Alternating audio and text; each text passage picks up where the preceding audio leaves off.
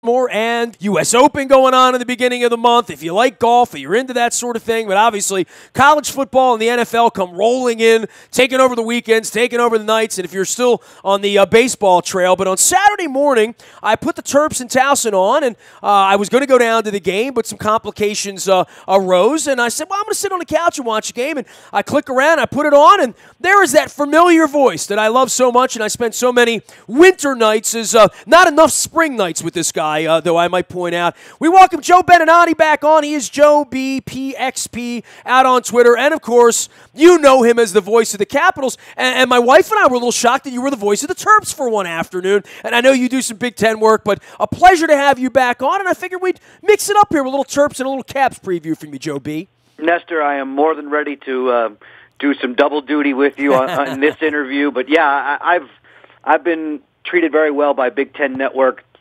Well, I'd say now it's going on 5 years. They're great to me. They give me football in the fall. They give me lacrosse in the spring, and I enjoy working with them. I have another game coming up this weekend, and then, believe it or not, it's back to the hockey trail. So I've been double-dipping lately, doing a lot of work. It's a sure sign that summer's over. Well, you know, it's amazing because when you get a Middle Tennessee-Minnesota game, I don't know anything about Middle Tennessee State. I don't even know that I know their nickname. But, you know, then you go to school and you study up on this stuff. I mean, learning the Towson roster the way you did last weekend, but certainly the Terps were impressive, right? I mean, and if you watched them at all the week before against Texas, you would, you know, stocks up on the Terps right now. This is kind of fun and exciting. I don't think they're going to beat Michigan or Ohio State or whatever, but I'm certainly going to tune in to watch, right? Nestor, the Terps really are, on a football, on a gridiron, trending in the right direction. I love what DJ Durkin is doing there. From a recruiting standpoint, they are stockpiling some really, really good players. And what's really nice is that you're starting to see the best of the best from Maryland and Virginia and the D.C. area stay home and stay in the Big Ten at Maryland, rather than going to an Ohio State or a Penn State or a Michigan. And you mentioned those other schools, those three in particular. It's a rough division in the Big Ten Conference for the Terps, but they are definitely going in the right direction. A lot of people thought that they would acquit themselves well in Austin, Texas, and they did more than that. Handling a Towson team out of the FCS wasn't much of a challenge. And I know Rob Ambrose's team always holds its head up high, and they came in with good intentions, but that was a mismatch in that you've seen Maryland really grow in terms of size, speed, and strength. And I'm starting to see it now where it matters most in both the offensive and defensive lines. And no, do I think that they're going to be right there with Ohio State, Penn State, and Michigan right away? No, but they're gaining ground quickly, and I wouldn't be surprised if they give those three a hell of a battle before it's all said and done. But I love the direction they're going. And, oh, by the way, Middle Tennessee State, Blue Raiders out of the Conference USA. The Blue Raiders. I didn't know that I was going to say Eagles or something because, you know, if they're not the Eagles, they're the Falcons or something. They just beat Syracuse last week. They may give Minnesota a pretty good time in Minneapolis. Well, I mean, just studying up on that, trying to learn, 60 new names off a roster of Middle Tennessee State. People say to me all the time, you know, why don't you do play-by? I say, because I'm not a play-by-play guy. You know, I mean, I do what I do. I don't think I'd be very good at that. I think I could learn to play the guitar, but not the piano, Joe. And in your case, you move sort of, much like a Kenny Albert, my first partner in crime here, definitely from lacrosse to football to hockey. But hockey's your backyard. That's what you're known for. That's the front of your Joe B. PXP. Some thoughts about the Caps for me. I know you've been down there running around. We're already playing hockey next week, right? Like fake games already, huh? Monday night game on CSN. Incredible. The Caps will be in Newark, and we'll be right there. Lockhart and I will be there. Our TV crew will be there. And so it begins, the long, long journey.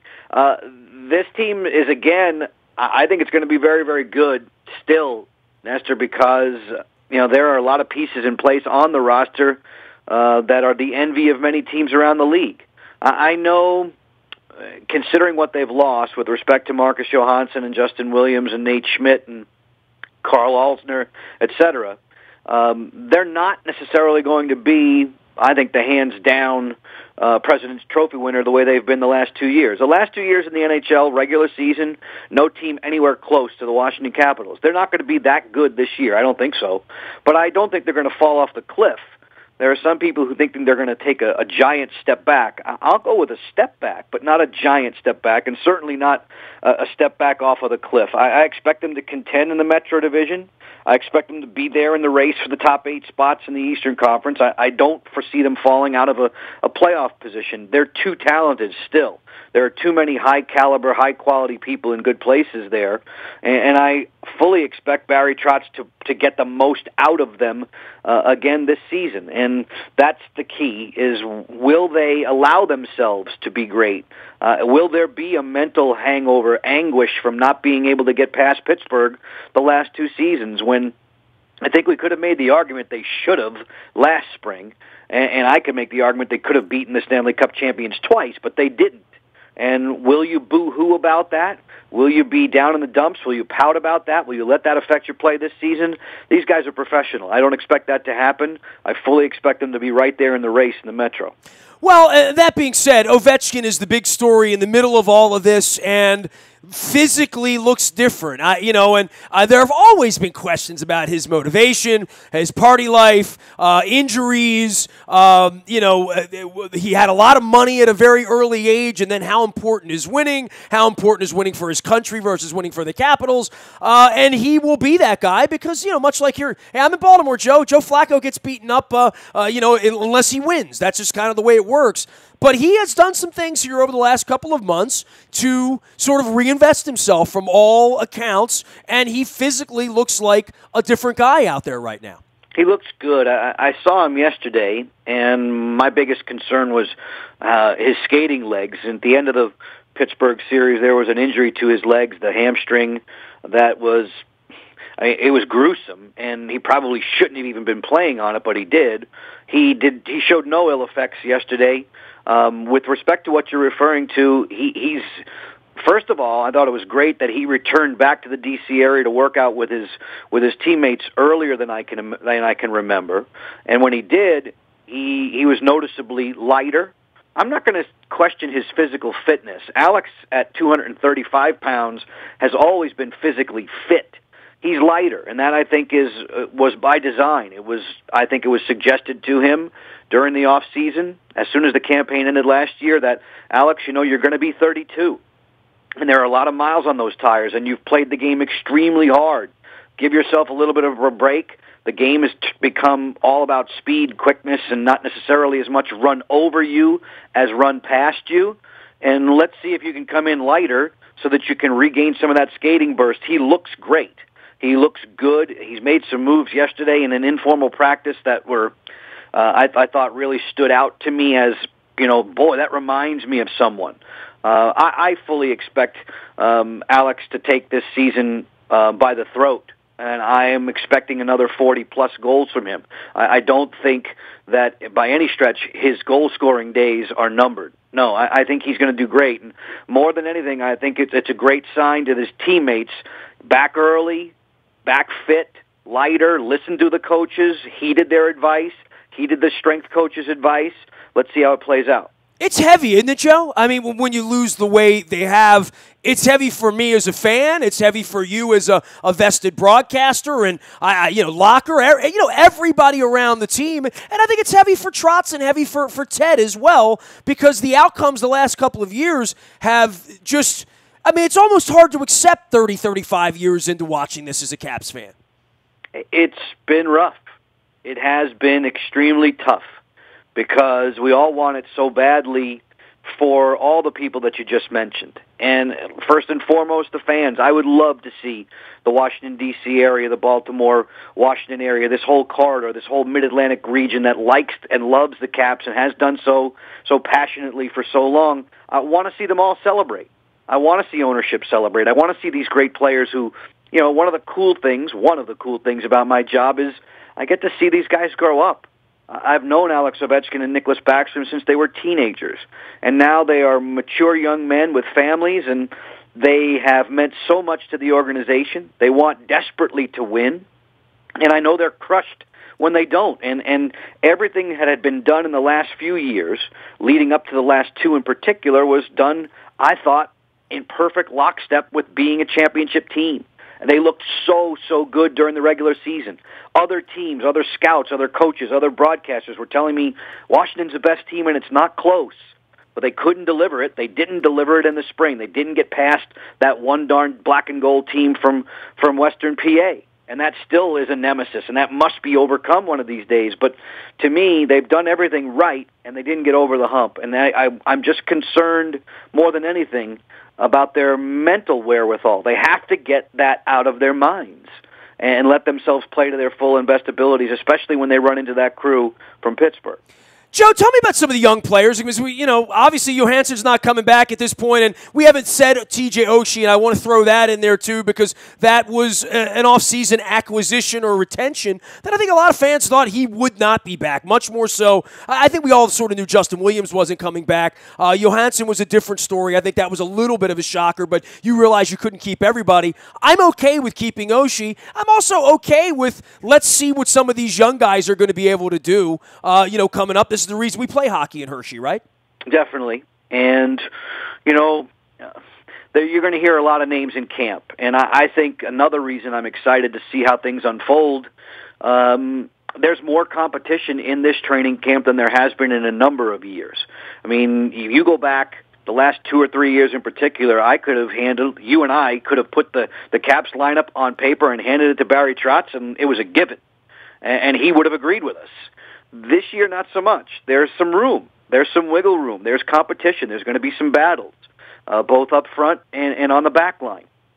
In the net, there's no battle. It's Holtby and Grubauer.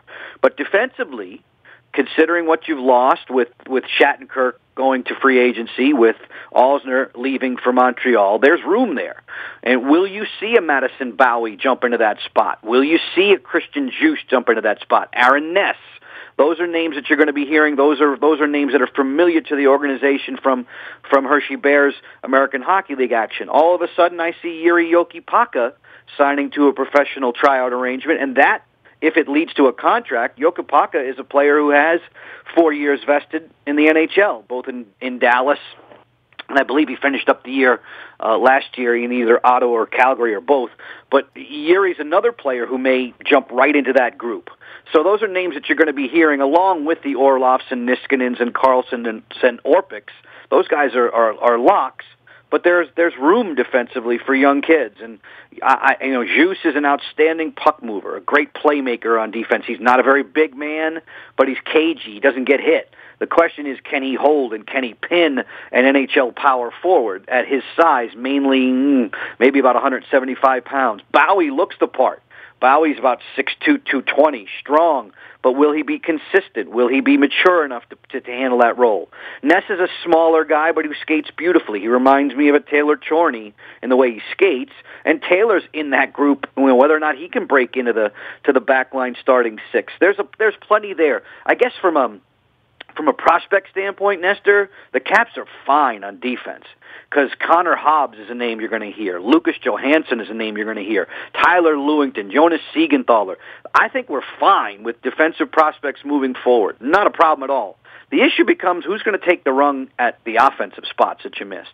Jacob Vrana, to me, gets the first chance to fill in and eventually be a Justin Williams top six kind of guy. He has top six kind of talent. He's been inconsistent. That's got to be it.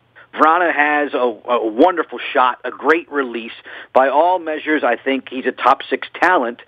Does he have the ability to deliver it day after day after day, or will his inconsistency put him back in the American Hockey League? Who knows? Riley Barber, Travis Boyd, those are young guys, slick playmakers. They're tweeners. I think they're probably too good for the American League, but I don't know if they can handle a spot full-time in the NHL. There's, again, we mentioned PTOs and tryouts with Jokipaka. There's a tryout with Alex Chiasson. There's Mike Peluso, or Anthony Peluso coming in from Winnipeg. Nathan Walker is an undersized, really speedy, great story if he makes the league because I want to say he was born in Australia, raised in Wales. There's a lot of interesting topics to come, but more than anything, I started this by saying there's competition. There are more battles than ever, and it's going to play out neat over training camp. We're headed to London next week, and like the second we get back, the hockey season starts. October 5th, the Caps open in Ottawa. Home opener is on the 7th against Montreal. And, of course, Joe Beninati on the mic here. He is Joe BPXP out on Twitter, the voice of the Caps, but also calling lots of Big Ten football. He called the Terps Towson last week. Hey, you got Minnesota this week, the Golden Gophers. I do know their nickname. Terps are going to see them in 2 weeks, so you're actually doing a little scouting for us here this weekend for the Big Ten, right? Absolutely, and from what I've seen, Minnesota has reacted really well to a coaching change. You're going to hear about it when it's time when the Terps tangle with the Gophers. P.J. Fleck is one of the youngest. He's the second youngest, I believe, head coach at a Power 5 conference school. He has amazing energy. His passion and love for the sport, phenomenal. And the way he has interacted and I think the way he's just jumped into the role in Minneapolis, his team has responded very, very well. They're off to a 2-0 start. You're going to see Connor Rhoda is a quarterback who I think is taking more of a leadership role and has now firmly established himself as the number one. They've got a dangerous wideout in Tyler Johnson, but more than anything, Nestor, they are a team that loves to pound the football on the ground. They have two outstanding running backs, and it sounds a lot like the way Walt Bell and the Terps approach things from an offensive standpoint. The Gophers love Rodney Smith, they love Shannon Brooks, and they're not afraid to put the ball in their belly and lead block the hell out of you. It's not a fancy offense by any stretch, but it's effective.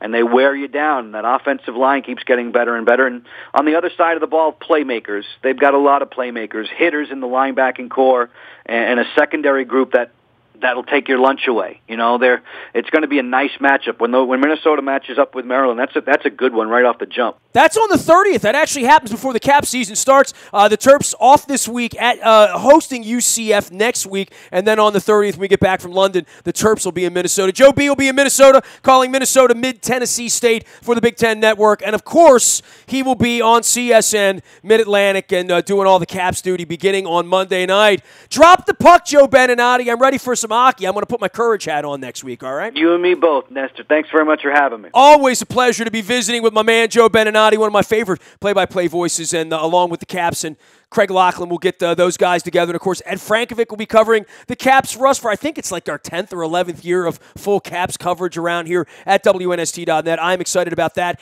as well. You can find me out in the buyatoyota.com audio vault 24 hours a day from anywhere in the world on your mobile device by downloading the TuneIn radio app. We do come in crystal clear from anywhere in the world, no static at all.